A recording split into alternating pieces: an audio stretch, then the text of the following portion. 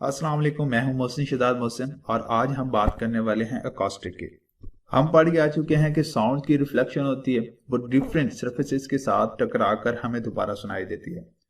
बाद का सिचुएशन ऐसी होती है कि आवाज़ बहुत ज़्यादा रिफ्लेक्ट करती है और हमें वो क्लियर समझ नहीं आती क्योंकि हमें वो डिफरेंट डायरेक्शन से रिफ्लेक्ट होने के बाद बार बार सुनाई दे रही होती है।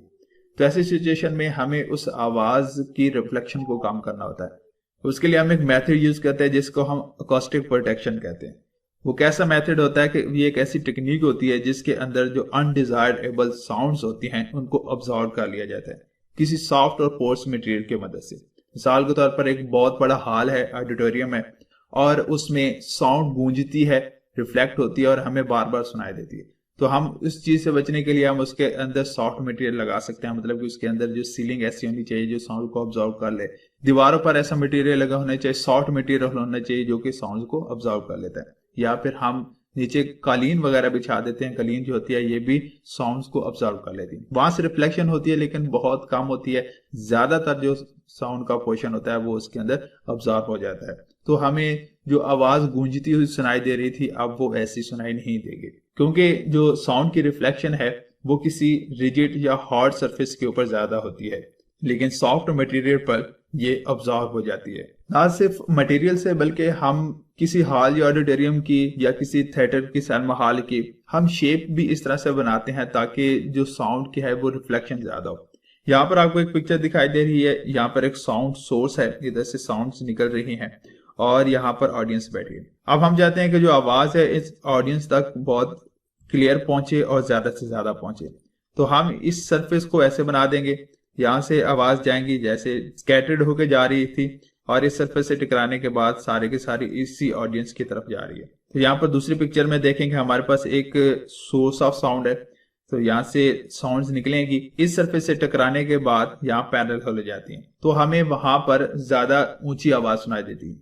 इस तरह की जो शेप होती है ज्यादातर स्टेज की बैक साइड पे बनाई जाती है ताकि जो बोलने वाला है जब वो बोलता है तो उसकी साउंड जो होती है वो उस कर्व सरफेस के साथ टकराती है और कन्वर्ज हो जाती है एक खास पॉइंट के ऊपर, और वो कन्वर्जन कहाँ होती है, सामने बैठे हुए ऑडियंस की तरफ होती है, तो तभी वो हमें आवाज होती है वो ज्यादा सुनाई देती है। तो अकॉस्टिक प्रोटेक्शन हमें रिवर्बरेशन से बचाती है, जो कि मैंने आपको लास्ट क्लास में बताया था कि रिवर्बरेशन क्या होती है कि आवाज का मुख्तलिफ डायरेक्शन पे, या मतलब कि मैं कहूँगा multiple reflection of the sound is called reverberation, तो उससे हमें ये बचाती है। यानी आवाज बार बार गूंज कर हम तक जो पहुंच रही थी वो अब हमें एक क्लियर आवाज सुनाई देगी, और इस टेक्निक को बहुत ज्यादा यूज किया जाता है। अगर मैं बात करूं ऑडिबल फ्रिक्वेंसी रेंज की कि हमारे जो कान है वो एक खास लिमिट तक आवाज को सुन सकते हैं, ये मैंने इंटेंसिटी ऑफ साउंड में भी बात कर दी थी। अब अगर मैं फ्रीक्वेंसी की फॉर्म में बात करूं तो 20 हर्ट्ज से 20,000 हर्ट्ज यानी 20 हर्ट्ज से 20,000 हर्ट्ज तक हमारे जो फ्रीक्वेंसी होती है वो इंसानी कान सुन सकता है। 20,000 से ज्यादा भी नहीं सुन सकता और 20 हर्ट्ज से कम भी नहीं सुन सकता। और जैसे मैंने आपको बताया था कि आवाज जो है वो फिजिकल कंडीशन पर भी डिपेंड करती है। अगर एक सेहतमंद इंसान है वो 20,000 या कोई एक बच्चा है वो 20,000 हर्ट्ज तक आवाज को सुन सकता है, और उससे ज्यादा तो सारी बातें नहीं सुन सकता क्योंकि इंसानी कान की इतनी रेंज नहीं है।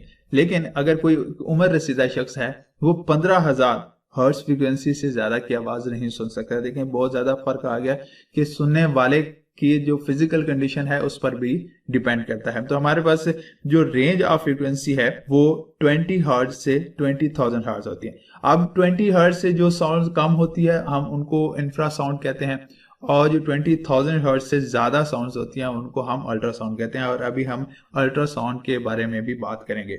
अब अल्ट्रासाउंड्स ऐसी साउंड्स होती हैं जिनकी फ्रीक्वेंसी 20,000 हर्ट्ज से ज्यादा होती है, जो कि एक नॉर्मल इंसानी कान उसको नहीं सुन सकता। अब इस प्रॉपर्टी की वजह से इसके यूजेस भी बहुत ज्यादा है, हम अपने डेली लाइफ में इसको बहुत ज्यादा यूज करते हैं।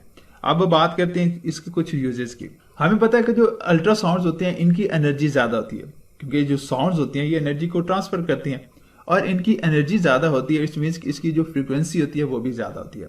तो हाई फ्रीक्वेंसी की जो साउंड्स होती है उनकी वेव लेंथ कम होती है, यानी छोटी वेव लेंथ होने की वजह से हम स्मॉल ऑब्जेक्ट को आसानी से डिटेक्ट कर सकते हैं विद हेल्प ऑफ अल्ट्रासाउंड। अब मेडिकल की फील्ड में भी इसको बहुत ज्यादा यूज किया जाता है। मेडिकल की फील्ड में हमें किस तरह से यूज करते हैं कि बहुत सारे बीमारी जो ऐसी होती हैं, ऐसे डिजीजेस होती हैं, उसको डायग्नोज करने के लिए या ऐसी डिजीजेस की ट्रीटमेंट करने के लिए भी हम इसको इस्तेमाल करते हैं। अगर किसी बीमारी को डायग्नोज करना होता है उसके लिए हम क्या करते हैं कि हम अल्ट्रासाउंड वेव को बॉडी के अंदर एंटर किया जाता है ट्रांसमीटर की मदद से। अब वो वेव्स जाकर different parts of the body, मतलब कि टिश्यूज वगैरह और ट्यूमर्स वगैरह से टकराती हैं और हमें स्क्रीन पर एक इमेज दिखाती हैं, यानी internal organs of the human body, उसके हमें एक इमेज स्क्रीन पर दिखाती है जिससे हम आसानी से बता सकते हैं कि किस पार्ट में क्या प्रॉब्लम है। तो मेडिकल के फील्ड में तो ये बहुत ज्यादा इसको इस्तेमाल करते हैं। यहाँ पर आप पिक्चर में देख सकते हैं कि यहाँ डॉक्टर अल्ट्रासाउंड मशीन को यूज करके एक पेशेंट का जो है वो अल्ट्रासाउंड कर रहे हैं, मतलब कि उसके बॉडी के किसी पार्ट को डायग्नोज कर रहे हैं। अब पावरफुल अल्ट्रासाउंड को भी यूज किया जाता है हमारे ब्लड में, आर्टरीज जो कि खून को पूरी बॉडी के अंदर सर्कुलेट करवाते हैं, तो उनके अंदर जो क्लॉट वगैरह बन जाते हैं उसको रिमूव करने के लिए भी इस्तेमाल किया जाता है ताकि ब्लड की सर्कुलेशन में कोई किसी किस्म का प्रॉब्लम ना है।